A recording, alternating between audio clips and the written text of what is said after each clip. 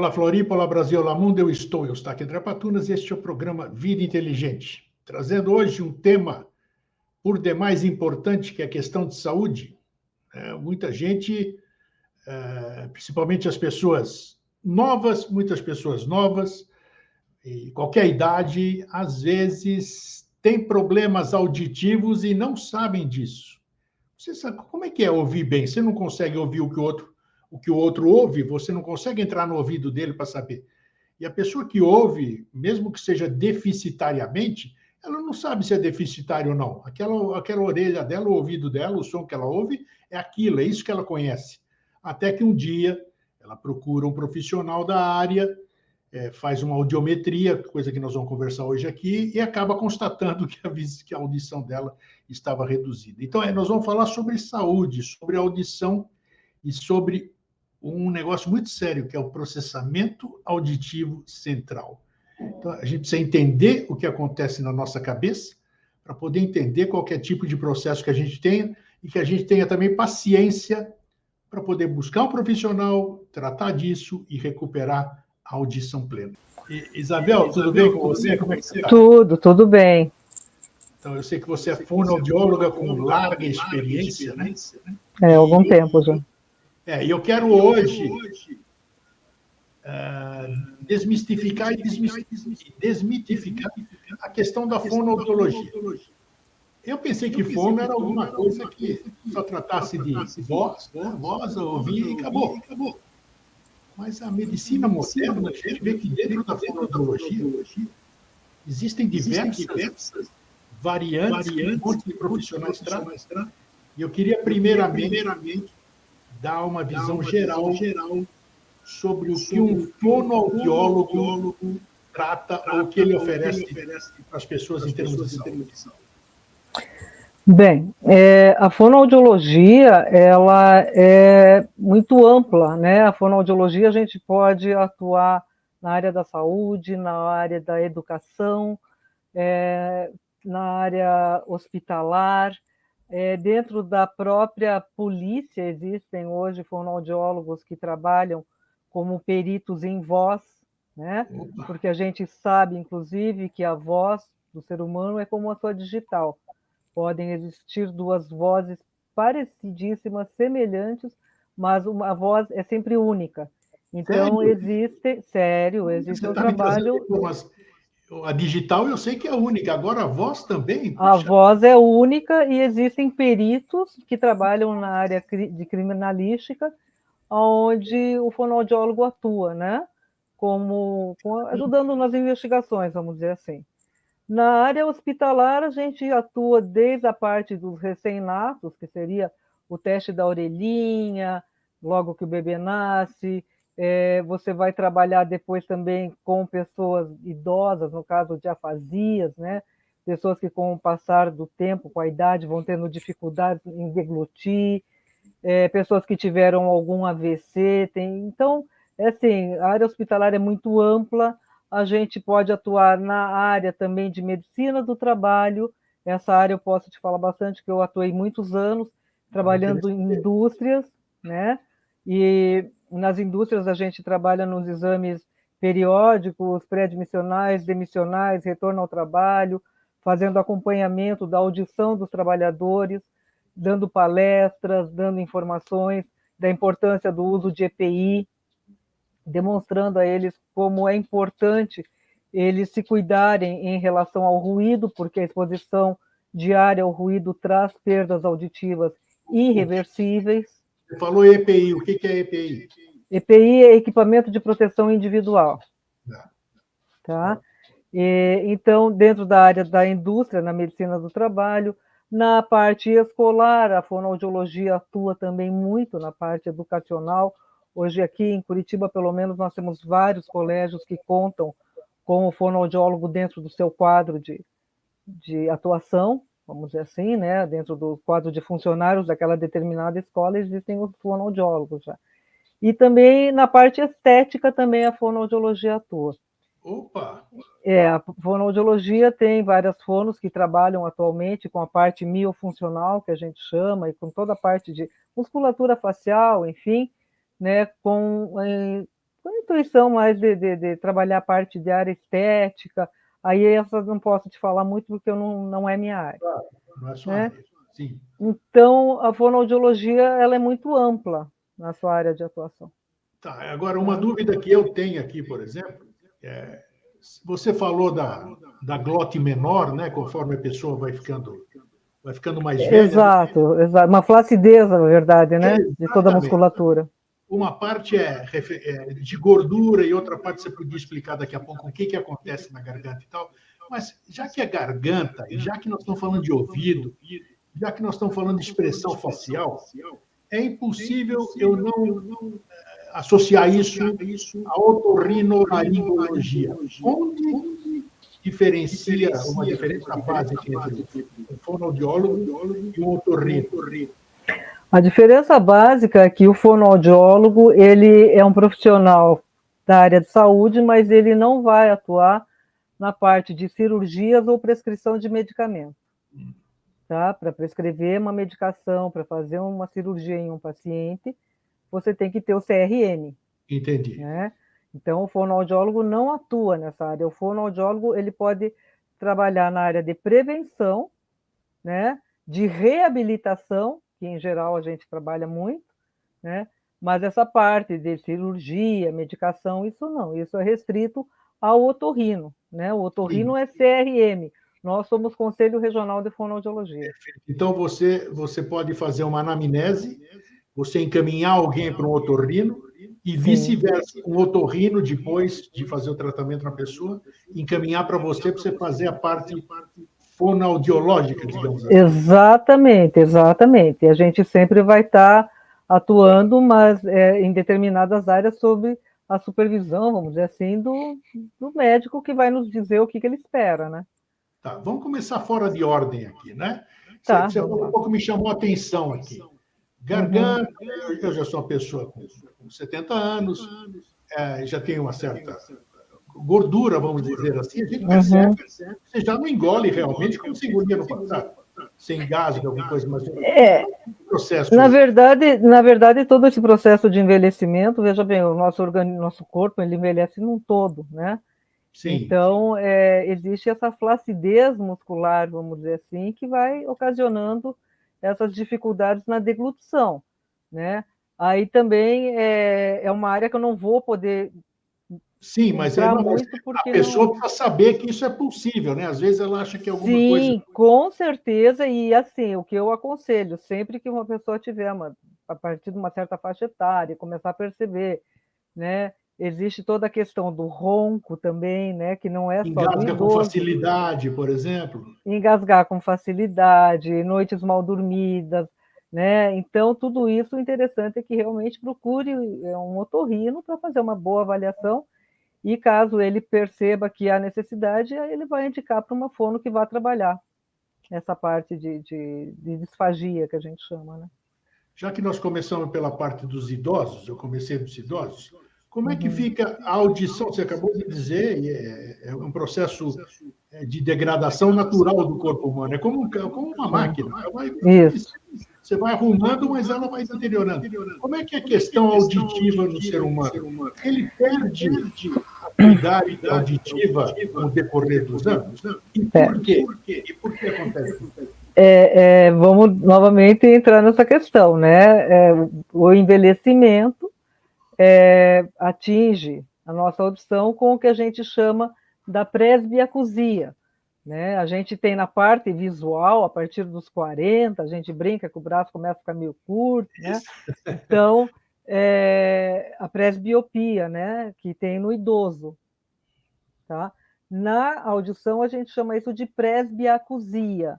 Agora, a presbiacusia já é variável, assim, porque tem pessoas que vêm a desenvolver uma perda, uma diminuição da audição devido ao envelhecimento. Não necessariamente. Pessoas, não é algo muito obrigatório. Assim, às vezes eu acredito que tem a ver mais com hereditariedade, com a questão genética, porque tem pessoas que têm 90 e poucos anos e nunca usam um aparelho auditivo. Tem outras pessoas que a partir dos 50 começam a sentir necessidade. Tá, então, mas pelo normal, digamos assim, não quer dizer que só porque eu estou envelhecendo eu vou perder a minha audição. Não necessariamente, mas é claro que é interessante, pelo menos uma vez ao ano, assim como a gente recomenda, vá ao oftalmo, faz um exame oftalmológico, vá a um otorrino, vá a uma fono, faça uma avaliação auditiva para ver se realmente a sua audição está ou não dentro dos padrões de normalidade. A gente sabe, inclusive, que pessoas que trabalharam expostas a ruído, essas pessoas sim têm uma tendência já a ter uma perda auditiva A já em juventude fator. de hoje, né, com essas coisas de fone de ouvido, né, de Isso, a discoteca, as músicas terríveis, isso causa danos ao longo isso do... causa danos e esses danos são irreversíveis e já existem matérias, inclusive, dizendo que uma boa parte da nossa população jovem atualmente tem perda auditiva e é uma perda que, infelizmente, é irreversível, né? Depois, para recuperar isso, é só realmente com o uso de aparelho auditivo. Por que o caso? O que provoca a irreversibilidade? A gente sabe que nós temos tudo coisinhas pequenas no Porque ouvido. ele vai lesar as células ciliadas do ouvido interno, né? Então, a nossa cóclea, que parece aquele caracolzinho que todo mundo conhece, que tem no ouvido, Sim, dentro dela existem as células ciliadas. Então, sim. para uma coisa assim didática, você imagine uma vassoura que você pega e começa a varrer só de um lado, dali a pouco vão caindo as cerdas, dali a pouco, né? É a mesma coisa com as células ciliadas do nosso ouvido interno. Então, uma vez lesada, não tem volta. Puxa, Tá? O que vai acontecer aí vai ser realmente só o uso do aparelho auditivo para recuperar essa audição. Então, é uma questão muito séria, inclusive a gente tem na questão do uso de fone do ouvido a relação fonte e ruído, né? Então, eles colocam dentro do ouvido numa intensidade, isso. sabendo-se atualmente que uma exposição a mais de 80 decibéis 8 horas dia, com certeza você vai ter lesão de ouvido interno. Puxa, o desconhecimento da população é que agrava isso tudo, né? Porque, claro, que todo mundo fala, não fica muito tempo com isso no ouvido, vai estragar o ouvido, mas não existe a parte educacional nessa. A fonoaudiologia, vamos dizer, o seu conselho, a sua classe, qual é a forma que ela leva esse esclarecimento ao público? Porque é um esclarecimento profilático. Sim, veja, geralmente existem campanhas, né, que são feitas, sim, existem campanhas que são feitas para esclarecer, para orientar toda a população. Mas, assim, é uma questão mesmo de consciência de cada um, principalmente dos jovens, e eu acredito, assim, uma questão dentro de casa, né? A questão do uso do celular atualmente está uma coisa muito complicada, né? Porque os pais querem acalmar as crianças, põem o celular na mão desde bebê. Então, isso vai criando. Não tenha dúvida. Vamos chegando, vamos diminuindo. Bom, eu lembro hoje, nós estamos conversando aqui, eu me lembro uma vez que eu fui numa danceteria e fiquei lá 1, 2 horas, sei lá o quê. Quando eu saí da danceteria, eu estava surdo. Uhum. Quer dizer, eu tinha 10% da minha audição. O que acontece? O que acontece internamente no ouvido, vamos dizer, para que aconteça isso? É uma defesa do ouvido, é uma agressão ao ouvido. O que é esse processo? Não, na verdade, esse é um reflexo de proteção que o nosso ouvido tem. A natureza é algo tão maravilhoso que, né, a gente já veio também com esse reflexo, que é uma proteção justamente para não lesar o seu ouvido interno. Então, a gente tem o músculo do estapédio, né, e ele passa a exercer um mecanismo de proteção onde você se expõe a um ruído muito alto, quando você sai, a impressão que você tem é que a tua audição está diminuída e Isso, progressivamente, com o passar das horas, ela vai voltando ao normal. Tá? perfeitamente, assim Mas mesmo. esse reflexo também, né, que ocorre pelo estribo dentro do nosso ouvido, porque os 3 menores ossos do corpo humano estão no ouvido, martelo, bigorna e estribo. Tá? Isso. Então, o estribo ele faz quando você ouve normalmente, em intensidades normais, um movimento tipo de pistão. Mas Sim. quando o som é muito alto, ele passa a deslizar, porque Hum, se ele fizer esse movimento, ele vai lesar estruturas internas. Então, é um mecanismo de proteção. Só que mesmo esse mecanismo de proteção, com o passar do tempo, você vai deixando de... Vai desgastando, né? Também, vai desgastando. Ficando com menor potência. Bom, tá? Então, a gente sabe assim, que o ideal é não se expor a ruído intenso, e tanto é que daí tem a medicina ocupacional, né? Por que existe essa questão da fono dentro da empresa, fazendo audiometria dos funcionários, orientando ao uso de protetor, as empresas trabalhando aí com isolamento acústico de fontes de ruído, de motores, enfim, justamente para evitar que ocorra essa perda auditiva. Agora, vai dar consciência das pessoas em saber. É proibido ouvir música com fone? Não, de forma alguma. A música para o nosso cérebro é muito bacana. Agora, o ideal é controlar uma intensidade que não vá causar nenhuma lesão, né? É o bom senso. Nós estamos falando de ouvido, vamos lá. Tem pessoas, eu tenho um filho, por exemplo, que ele tem o hábito, um dos meus filhos, toma 2 banhos por dia, ou seja, lá, cotonete no ouvido. Cotonete. Não é a questão da cera, vamos dizer, né? Mas a cera propriamente dita já virou um hábito. O que o cotonete... Eu tenho que aproveitar você para tudo hoje. Não tem problema que eu pudesse usar. Porque são coisas aí que as pessoas não tratam na televisão, em programas assim, acham que é besteira. Então, você tem que aproveitar uma profissional disso. O fato de... A gente sabe que você acabou de falar dos 3 ou 5 minutos, da bigorna, a gente sabe que aqui tem o tímpano. O uso de cotonete, até que ponto ele é bom, até que ponto ele pode se tornar uma arma Bom, na nossa área, a gente contraindica o uso de cotonetes, né?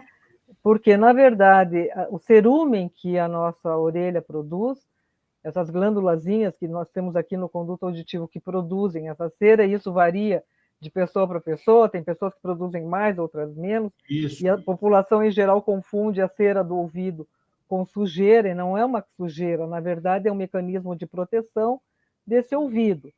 O cotonete, o uso dele foi criado para limpar a área externa da orelha, né? As dobrinhas externas desse ouvido, e nunca introduzir o cotonete, porque quando a pessoa introduz o cotonete, ela acha que está limpando, muitas vezes ela pode estar empurrando essa cerinha para dentro do conduto auditivo, e aí depois só com a ajuda de um otorrino que ela vai ter que consultar para que ele faça a retirada da rolha de cerúmen, que a gente chama.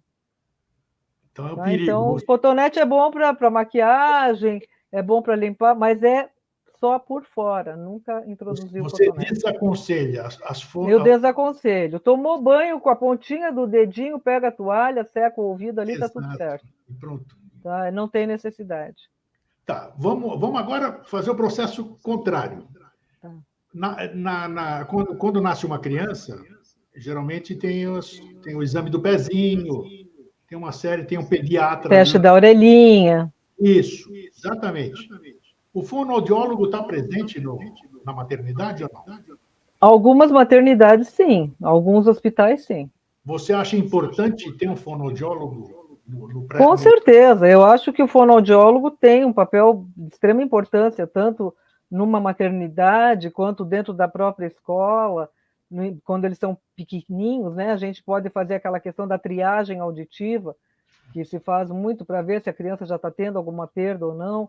Então, o fonoaudiólogo tem um papel de extrema importância.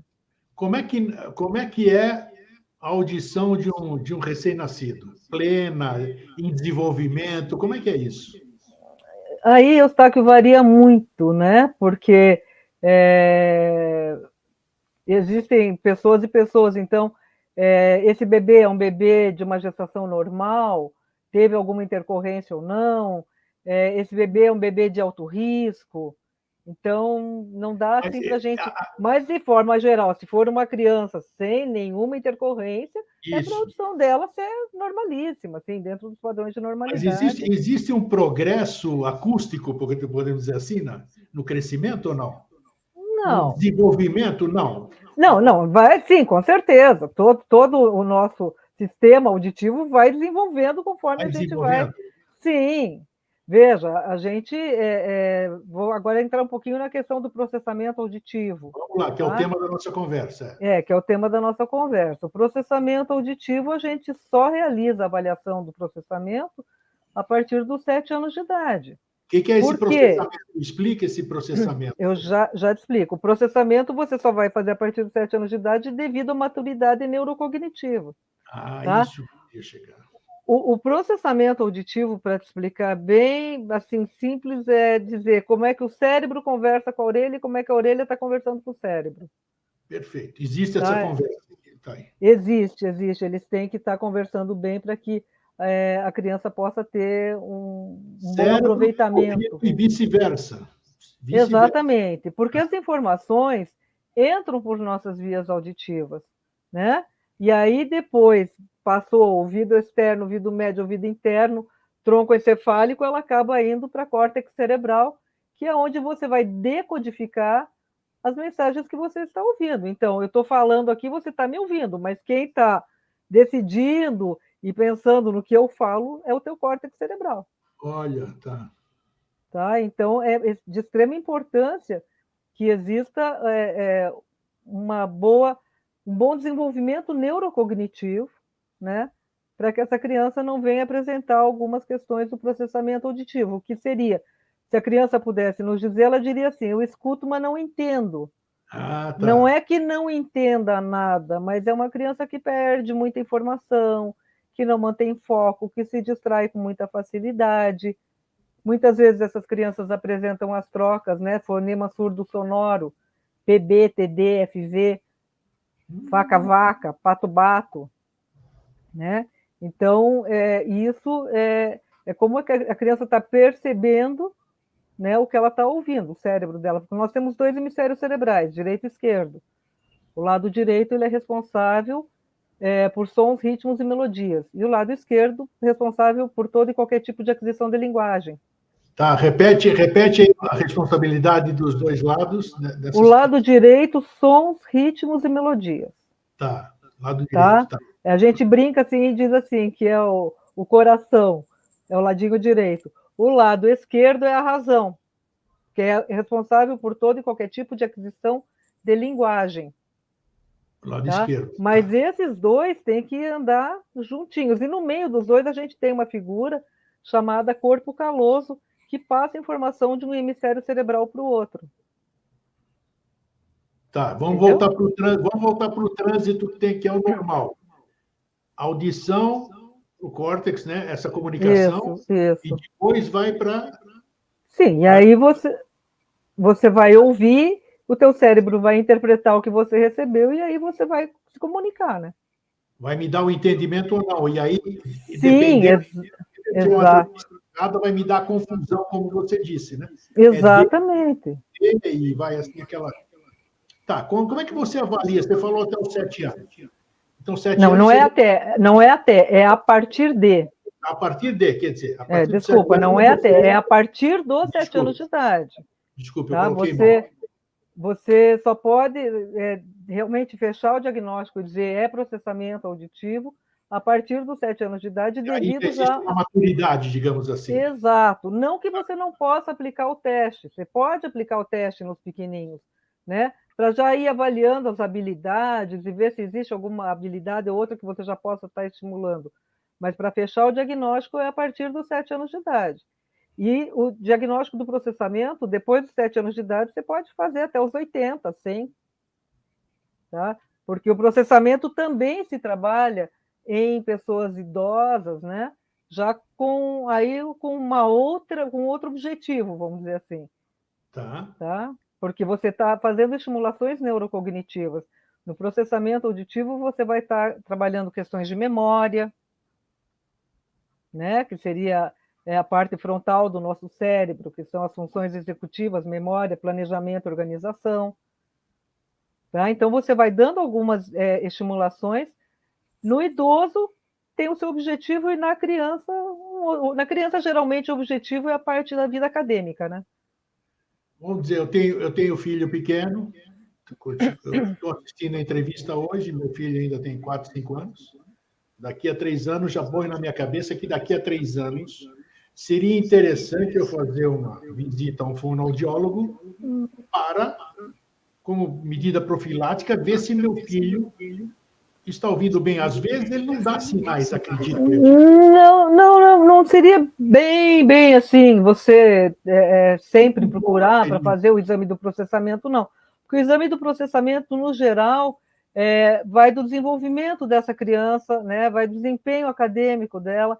Então, não são todas as crianças que vão fazer exame de processamento, é diferente. Quais são os sinais que é necessário uma audiometria, sim, eu super aconselho. Eu acho que uma audiometria, uma avaliação auditiva básica, audiometria, impedanciometria, isso seria ideal que se fizesse anualmente, como também uma visita ao oftalmo. Né? Então, tipo, todo início de ano, o que seria bacana? Que todo mundo visitasse o oftalmo, visitasse o fono, o otorrino, fizesse uma avaliação auditiva. Agora, para ir para o exame de processamento, em geral, ele já vai ter indicações, né? Ou o médico pediatra vai solicitar, ou é na escola, aquela professora que tem um olhar mais atento e está acompanhando esse aluno todos os dias e percebe que ele está com algumas dificuldades de aprendizagem. Sabe? Então, é um exame que já vai ser mais específico. Agora, como é que é o tratamento, Isabel? Como é que é o tratamento? É um tratamento longo? É um tratamento... O processamento auditivo, na realidade, nós temos assim, o que a gente chama de terapia formal e informal. Tá? A terapia formal seria o treinamento auditivo acusticamente controlado. É trabalhado com esse paciente dentro de uma cabine acústica, com o uso de audiômetro, tá? E aonde você vai controlar, inclusive, frequência, intensidades que querem ser trabalhadas com essa criança, com esse paciente, tá? Esse seria o treinamento auditivo acusticamente controlado, né? Treinamento. O nome é treinamento auditivo acusticamente controlado. Tá? E a terapia, a estimulação neurocognitiva informal, né, ela também pode ser feita em consultório presencial, como também, veja que bacana, pode ser trabalhada online. Tá? A questão do online veio, claro, devido à pandemia. Né? Porque quando veio a questão da pandemia, nós fomos obrigados todos a fechar consultório, enfim. E aí começou-se a trabalhar online e deu muito certo. Então, sério, o fone de ouvido substituiu a cabine acústica, vamos dizer, na avaliação? Não é bem que substitui. A função da cabine acústica é isolar o ruído, né? Certo. Tá? Não é mandar ruído, é isolar. É isolar. A cabine acústica, a função de uma cabine acústica é isolar o paciente de ruídos externos. Tá? Então, você vai entrar dentro de uma cabine acústica, fechou a porta, você, né, vai receber quase nada de ruído externo, de interferência externa. Mas, assim, a estimulação neurocognitiva, como eu estava te explicando, do processamento, você pode fazer o treinamento, e aí também vai das indicações, vai de resultado de exame, vai da necessidade de cada paciente, né? Então, assim, não existe uma receita de bolo para todo mundo. Claro. Né? Você faz o exame de avaliação do processamento, vai ver quais habilidades esse paciente necessita que sejam estimuladas. Tem pacientes que precisam realmente de um treinamento auditivo, né? Tem outros pacientes que só uma terapia informal já também vai trazer um bom resultado. Então, cada caso é um caso, assim, Eustáquio, não dá para a gente... E o processo, vamos dizer, claro, é individual, como você disse, mas geralmente existem níveis de gravidade, digamos assim, para se estipular Deixa eu te explicar assim, que nós seguimos atualmente, né, os padrões da Academia Americana de Audiologia. Opa, vamos lá. Sim. Por que trabalha-se seguindo, né? Eu, pelo menos, trabalho da minha formação também seguindo esses padrões, porque lá fora, desde 1950, se trabalha com processamento auditivo. E aqui no Brasil, vamos colocar muito aí, 35 anos, nos anos 92, né? Então, é assim, a Academia Americana, a gente, como segue os seus padrões, a partir de dezembro de 2018, ela pediu que não se classificasse mais o processamento auditivo. Olha, Antigamente, a gente classificava em leve, moderado, severo. sim. Atualmente, a gente não classifica mais o processamento. Tá? Eles preconizam que se tem um dos testes alterados, é alteração, e vamos trabalhar, vamos pesquisar, vamos ver.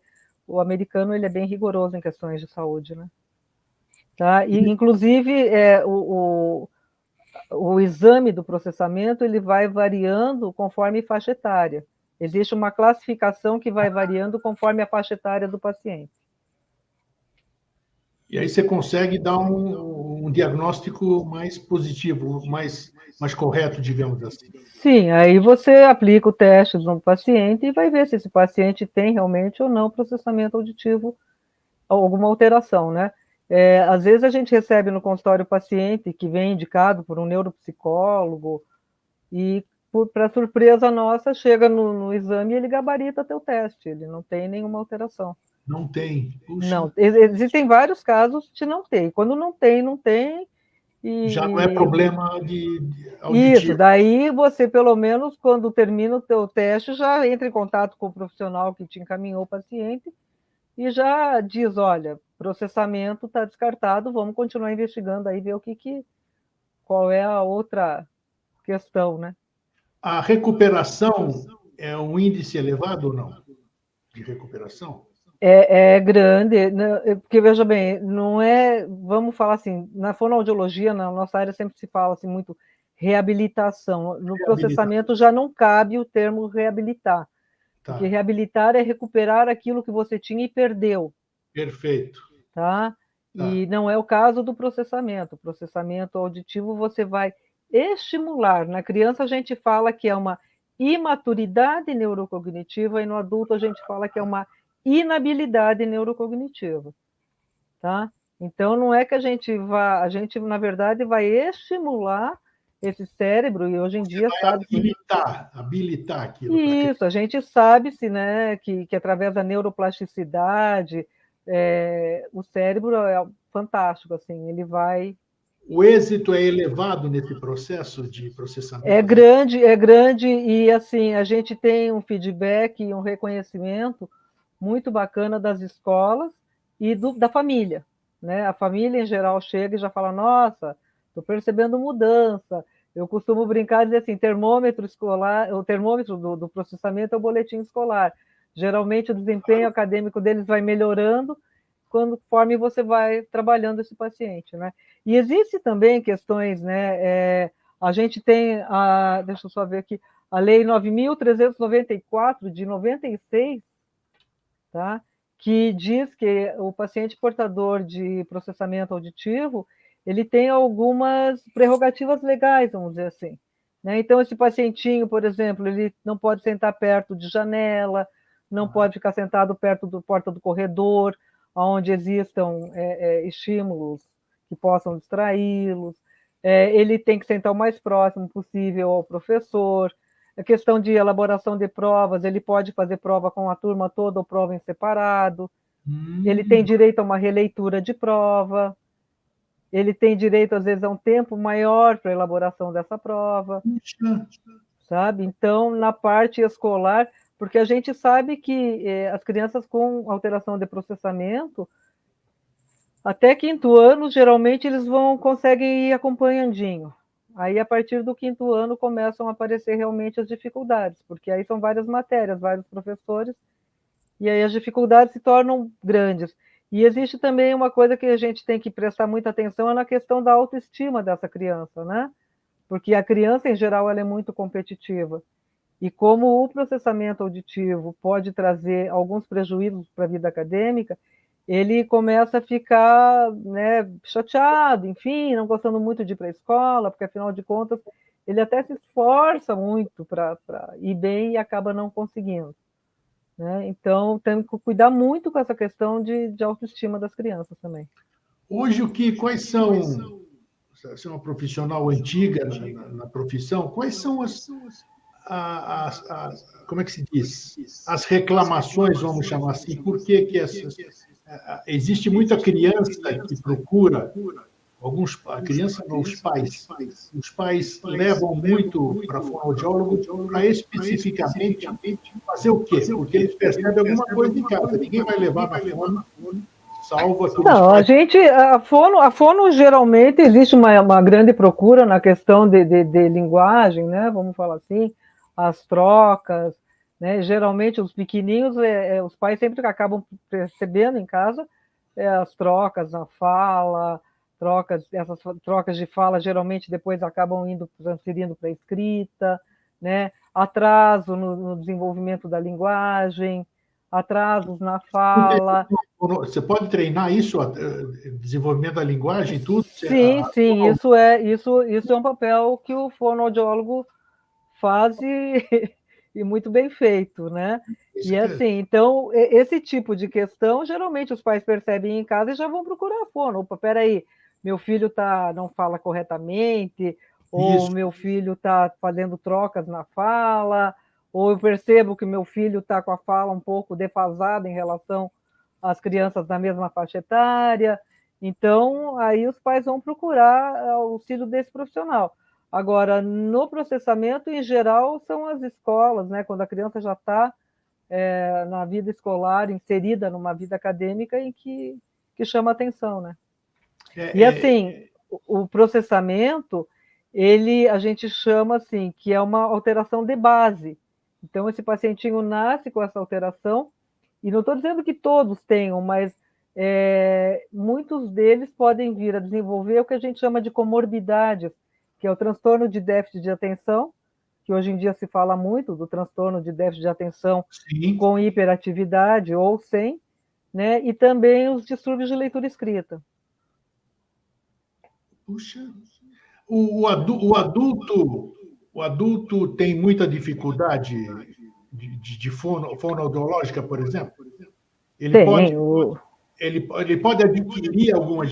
Foi mal formulada. Eu posso adquirir alguma dificuldade com o decorrer do tempo? Você está falando em função do processamento? Do processamento também, que o processamento não é só como criança, de repente eu tenho uma dificuldade... Não, o processamento é assim, o indivíduo nasce com o processamento auditivo alterado, que em 99,9% dos casos ele é hereditário. Tá? E ele, em 99,9% ele é hereditário, tá? Existem algumas questões que, né, crianças que tiveram traumatismo craniano significativo, crianças que se submeteram à radioquimioterapia, crianças que tiveram otite de repetição na primeira infância, bebês prematuros de alto risco, tá? Fora isso, em geral, pai, mãe, avós, alguém tem. Então, esse indivíduo nasce com alteração do processamento e, se ele não for avaliado, ele vai passar a vida toda com alteração do processamento. É hereditário, então? Sim, a maior parte dos casos, sim. E aí, o que acontece é o seguinte, ele vai ter uma vida um pouco mais sofrida, vamos dizer assim. Vai ser uma vida, né?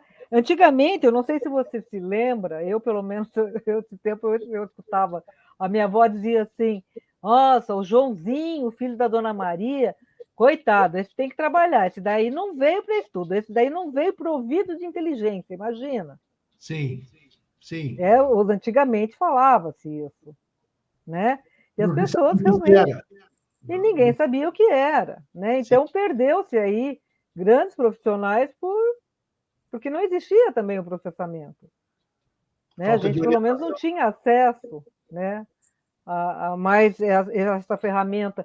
Então, é muito importante, porque a vida das crianças não precisa ser tão sofrida. E veja, a gente tem um mundo aí, hoje em dia, muito concorrido, né?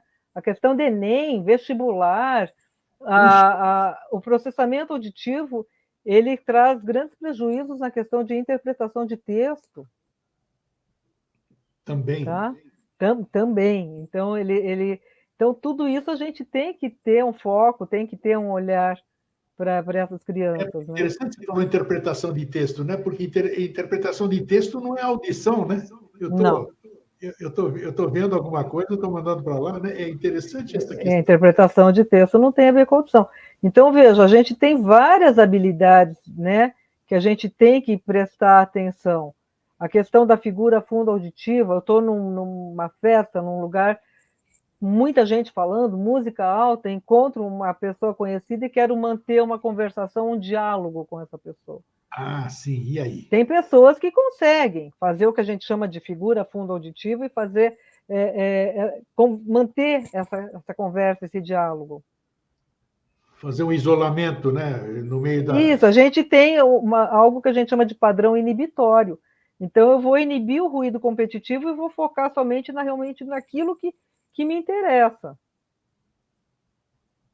Puxa, é um trabalho, é para se treinar isso, né? Porque... Isso, e veja, o que está acontecendo, Eustáquio, que é muito sério, que a gente devia começar a pensar um pouco também, é na questão da gente estar transferindo para a máquina, né? Para a inteligência artificial, para o celular, enfim, memória, por exemplo, né? Antigamente, quando as pessoas usavam agendinha ali, o telefone era o telefone fixo ali, né? Grudado, você não saía andando com o telefone. Tinha que ter na cabeça, né? As pessoas memorizavam o número do pai, da mãe, do namorado, da amiga, do avô, do colégio. Hoje em dia, as pessoas não sabem nem o seu próprio número de telefone celular. Com certeza. Não é, parece que é brincadeira, mas é verdade. Não sabe elas não sabem, elas têm que pegar o celular e ver qual que é o número. Antigamente, você dizia assim, puxa, eu vou sair da minha casa, vou até o centro da cidade. Então, mentalmente, você ia traçando um trajeto com certeza para chegar onde você queria. Atualmente, não. As pessoas pegam o Waze, acabou, Google Maps, fica ouvindo ali, ó, fica ouvindo Exato. aí, abre a direita e não sei o quê. Então, essa função cerebral, a gente também está deixando. E tudo que não usa... Agora, tá, você é uma humana, antes de ser uma fonoaudióloga, você é Sim. humana, você é mãe, você é profissional, você Sou dirige, avó. você dirige. Como o profissional consegue, ele consegue ter essa profilaxia, vamos dizer? Ele aprende isso, ele é mais atento do que uma pessoa, que às vezes o médico pode ser displicente, né? Ele pode ser bom com a saúde dos outros, mas a própria saúde ele não cuida. Não, eu vou te dizer uma coisa muito interessante, assim, você trabalhando o processamento auditivo, a gente trabalha tantas questões, evocação de memória imediata, trabalha a questão de memória, né?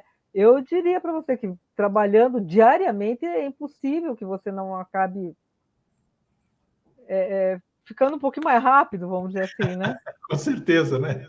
A questão de evocação de memória, por exemplo, eu sempre explico para as pessoas assim, porque eu pergunto as coisas, meu filho demora para responder. Eu digo, veja, e é importante também deixar claro, processamento auditivo não tem a ver com coeficiente intelectual. Nós não estamos falando de inteligência aqui. Não tem uma coisa a ver com a outra, tá? Você pode ter uma criança brilhante, com QI fantástico, e ela ter alteração do processamento. Então, para resumir assim, vamos dizer, essa comunicação, então, o processamento auditivo central é que permite essa boa comunicação, digamos assim, entre a orelha e o cérebro. O cérebro, e vice-versa. Isso. E o que eu ia te falar aí da evocação de memória imediata, muitas vezes a criança até sabe a resposta daquilo que você perguntou, tá? Mas aqui até ela encontrar no arquivinho mental dela, ela demora um pouco mais. Exato, do que o outro, né? São pacientinhos que, se você der mais de 2 comandos, ele já... Joãozinho, sobe na escada, entra no teu quarto, pega na mochila o livro de história na página 20. O Joãozinho sobe a escada e fica te olhando. Você deu muita informação. Isso, ele não consegue reter toda essa informação. Entendi, tá. Entendeu? Costumo dizer que tem um pacientinho que ele dizia assim para a mãe, vamos combinar uma coisa, me pede uma coisa de cada vez. Tinha um processamento auditivo alterado, central, né? Tinha. Mas quando você trabalha essas estimulações neurocognitivas, e é muito bacana, porque é gratificante, eu te diria. Você vê o quanto eles evoluem, como é rápido o retorno, inclusive, né? E quanto mais jovem o paciente, isso também é importante dizer, mais rápido é o retorno que a gente tem na estimulação neurocognitiva, né? Então, crianças ali na faixa de 7, 10, 11 anos é uma idade muito bacana para se trabalhar. E acredito que quando você consegue um êxito, digamos assim, o profissional se sente também completo, né, de poder servir, porque afinal ele está nessa profissão exatamente para isso, né? Exatamente. Isabel, nos dias de hoje, o que você aconselharia ficarmos atentos em termos fonoaudiológicos? Nós estamos na época do barulho, na época dos instrumentos aqui, que você acabou de dizer, a gente usa Waze, a gente usa a agenda do celular, não usa mais a cabeça, automaticamente diminuímos essa comunicação ouvido-cérebro, porque ele vira mecânico, né? Sim. É um negócio que eu já não tenho atenção em cada movimento que eu faço, é muito automático. É como você aprende a dirigir, né? Primeiro você vai aprender a dirigir, depois de 2 meses você nem trocou a marcha. Exatamente. Que recomendações você dá para os dias atuais? Não só para os jovens, não só para as crianças, para os pais. O que você recomendaria? Uma coisa que seria importante as pessoas saberem. Eu acho que o importante de se saber são várias questões, né? A questão do não se expor a ruído intenso, né? Aprender a ouvir uma música num volume que não vai te trazer problemas. A questão é você praticar muito a questão de memória, trabalhar sempre o teu cérebro, se manter uma pessoa sempre ativa. Isso é extremamente importante, porque a parte do nosso cérebro frontal, né, ele pode levar até 29 anos para a total maturidade. Tá? E a gente sabe que a partir dos 60 anos, se a gente não colocar o nosso cérebrozinho para trabalhar, começa a atrofiar. O que eu te diria, assim, eu acho que um conselho muito bacana, principalmente, porque a gente está partindo agora para um Brasil de pessoas mais idosas, né? Nós já fomos um país jovem. Sim. Nós já não somos mais. Então, eu acho que o que esse pessoal tem que começar a pensar, sim, é nessa questão de saúde física, sim, porque hoje se preconiza muito a questão da academia, da atividade física, mas eu acho que também tem que se preconizar muito a questão da atividade mental, né? De pôr a cabeça para funcionar, de pôr esse cérebro e não ficar aquele sujeito acomodado, que só fica em casa assistindo TV, aquela pessoa que a partir de uma certa idade já começa a se isolar socialmente. Então, sempre a pessoa tem que estar tentando aprender coisas novas, aprender um novo idioma, uma nova atividade, sabe? Sempre está procurando se movimentar. Eu sou destro, então vou tentar fazer alguma coisa agora com a mão esquerda para ver, isso. Sabe? Então, sempre está se exercitando, nunca deixar a coisa parada. Na questão, para a gente encerrar, de pessoas que se recuperam de acidentes, né? Vamos dizer, de AVC, acidente vascular cerebral, um acidente de alguma coisa, e aí ela... Como é que é esse trabalho? Eu não sei se você realiza também, se seu foco é mais crianças, a reabilitação oral, porque você tem que associar exatamente isso. O cérebro tem que comandar a língua, né, vamos dizer, para poder voltar a funcionar certas atividades que ele não consegue mais realizar. Aí é uma pergunta muito ampla, né, Osaka, porque isso entra na área da parte de fonoaudiologia hospitalar, que realmente eu não atuo, mas assim, outra área, né? É uma outra área, realmente, e eu te diria assim, cada caso é um caso, em tudo que a gente vai fazer na vida, a gente tem sempre que ver o indivíduo como único, né? E eu falo isso, inclusive, em relação às crianças, a qualquer pessoa, esperar o tempo de cada um. Sim. Porque cada paciente é único, cada caso é um caso, você tem que analisar várias variantes para poder realmente ver o que vai ser possível em termos de estimulação ou reabilitação desse indivíduo. Maravilha. Eu vou colocar agora no rodapé, já que você falou que hoje ficou contumaz fazer-se, inclusive, consultas online, né, orientação online. Sim. Então, se quem quiser, eu sei que você está sediado em Curitiba, no Batel, né? Aí, Isso. o crédito aqui. Então, as pessoas que quiserem podem entrar em contato com você para uma orientação Sim. e uma consulta, né? Com certeza. A gente atende também vários planos de saúde, a gente está aí para auxiliar no que for possível. Então, não tem problema, porque muita gente se preocupa, esse negócio de virtual, eu gostaria do presencial. Isso não é uma barreira. Não. O online hoje abriu assim novas fronteiras, eu diria. E eu atendo pacientes online. Inclusive, na época da pandemia, eu atendi uma criança até no Japão. Lógico que brasileira, filha de brasileiros, e deu super certo.